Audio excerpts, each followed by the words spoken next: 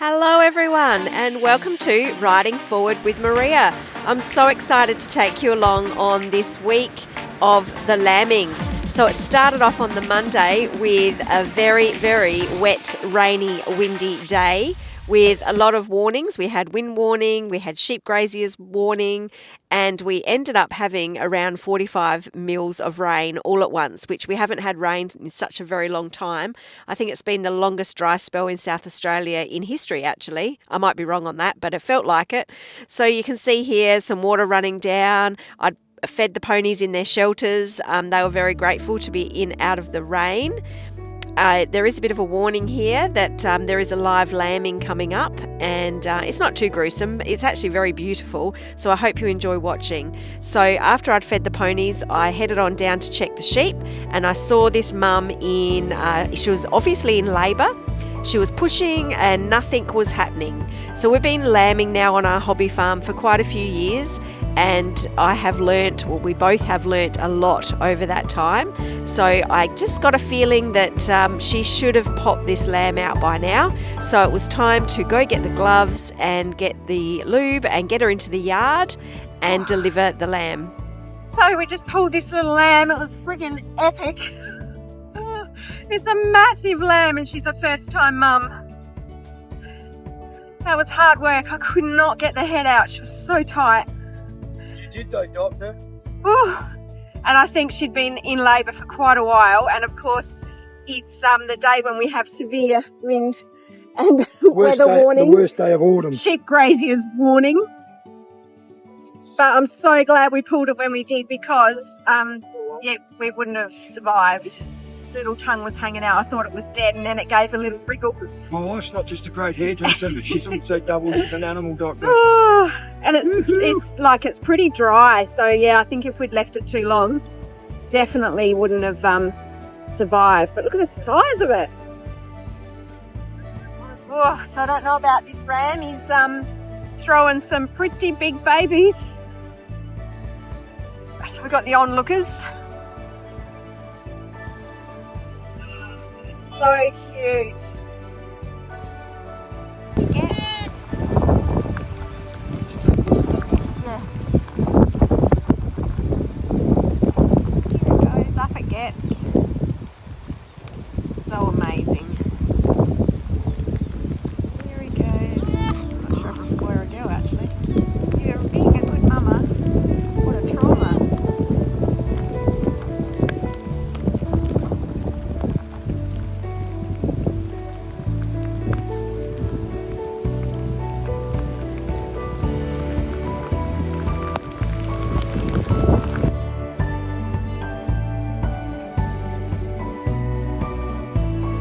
So we left the mum and baby in the yard for a little while. We do this if we've pulled a lamb, or we try to, because sometimes with the trauma of that, the mum can maybe run off and abandon the lamb. And the mum and the lamb always go off on their own generally if it's done naturally.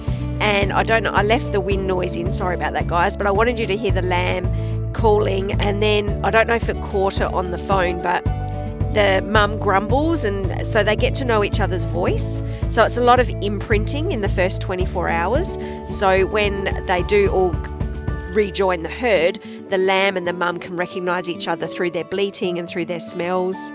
So Kira came down to have a look, and I just came back down to check on them, make sure that the lamb was feeding, which it was. As you can see, they're up and about so quickly.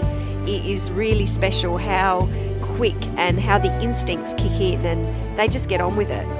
It's amazing. I'm blown away every time I see it. It's just fascinating how Mother Nature just gets it right.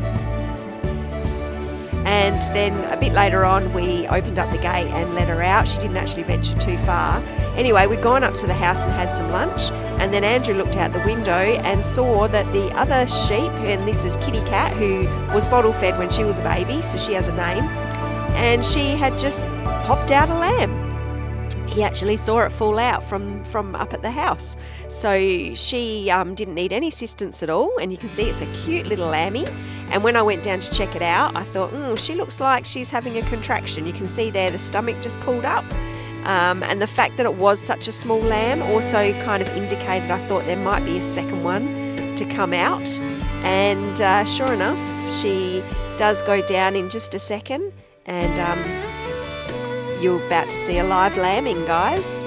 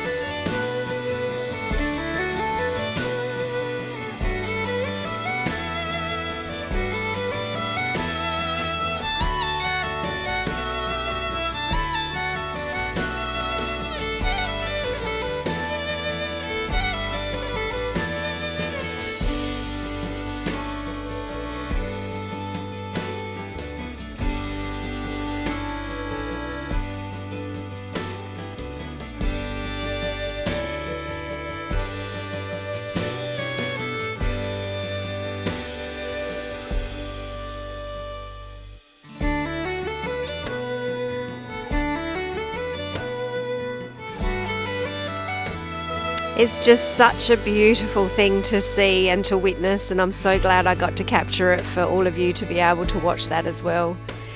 And here she is cleaning it up. So this is what the sheep do. They'll quickly, obviously, lick the lamb, which bonds them with the lamb as well, but they eat everything. They eat all the placenta and the afterbirth as quickly as they can, and that's so that it's not hanging around for predators to smell.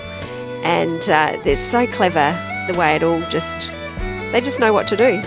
I mean, this ewe here, she has had quite a few lambs over the years, and she is a really, really good mum. And she's looking after the two little babes really well. I was a bit concerned in the days to come because the first one that came out is a little bit smaller and she wasn't feeding quite so well, but she's doing fabulously now. But yeah, here he is trying to get his legs. It's actually a little boy. She had a little girl. The first one was a girl and the second one was a boy. And I was a little concerned, as you guys probably were too, that the first one was going to get squashed, but I didn't want to intervene because she was right in the throes of labour. But luckily it managed to get itself out from underneath her.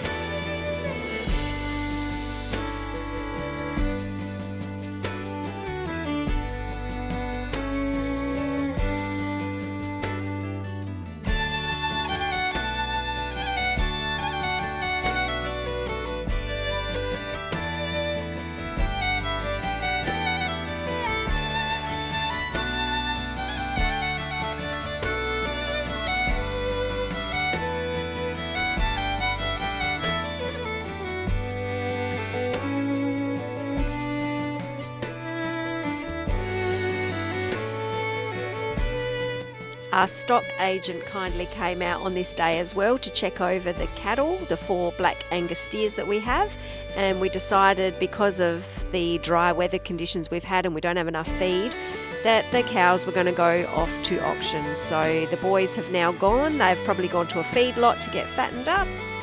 So that's that. Then we're out doing night checks every night to keep our eye out for foxes. We had another lamb born on Tuesday night as well, just before I got home from work. So I work late Tuesday nights, and Andrew rang me on my way home to say we'd had another one born. They've only just been born, that little one's. How much weight is that white face put on?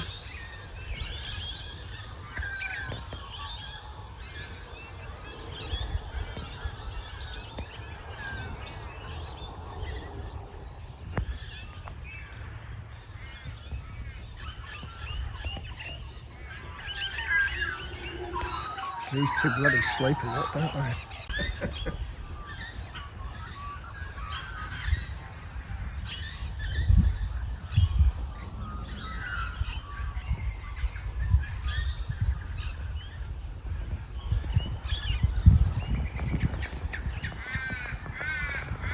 Is all this hay up there, is it wet, is it? No, Why aren't they eating it? because they want the green grass.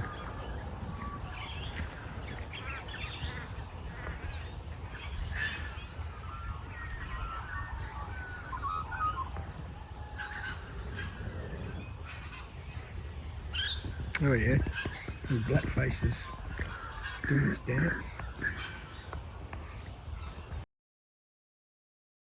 So we've been out doing night watches for foxes each night. Last night we went to bed around 9:30 and set the alarm for 2 o'clock to get up because it'd been a bit quiet the night before. We'd actually sat out the night before in the paddock, and I know foxes are protected in some parts of the world, but they're not here in Australia. So we were intending to try and, I know it sounds terrible, but we were intending to try and shoot the fox the night before, and we didn't see any.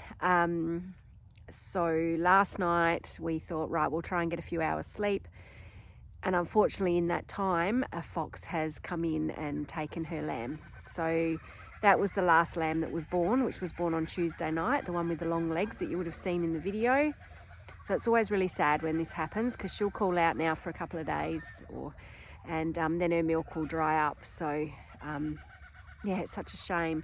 And it's hard when you have such a little flock, because I know if you've got hundreds of sheep, this happens and it's a percentage that you lose, and you just factor that in. But considering we've only got 5 this year, we do micromanage them, and it sits in your guts because you feel like you're their protector and you're supposed to look after them. And when this happens, it is really, really sad. So not sure, this might be maybe the last lambing. We did say we were going to get rid of them all, and then we decided to keep the 5, but here we are again, going through the same process of sitting out all night, watching over them, being disappointed and sad when all this happens. Anyhow, I just thought I'd pop on and explain that, because yeah, we did have 5 and now we've got 4. We still do have 1 girl left to lamb, and I'm not sure when that will be, but anyhow, I suppose it is what it is. Being only a hobby farmer, it does make it hard to swallow. Okay, so enough with the sad news. I'm now down in my happy place with the ponies. Not that the lambs are not my happy place, they're so cute. But yeah, it was bit devastating. Anyhow, enough of that. Happier news, I will be getting on Miss Bella on the weekend, so I'm very excited for that. Because I think if you saw I think it was the last vlog, I was saying how I've had the chiro to her, I've had the body worker to her. So the chiro's coming back next Thursday. He said to give her a week off and then hop on and do some light work before he comes back again, just to see how the canter's going. I'm a little bit undecided just watching her in the paddock. She's still wanting to rest that leg and she's still a little bit stiff from time to time. What are you doing?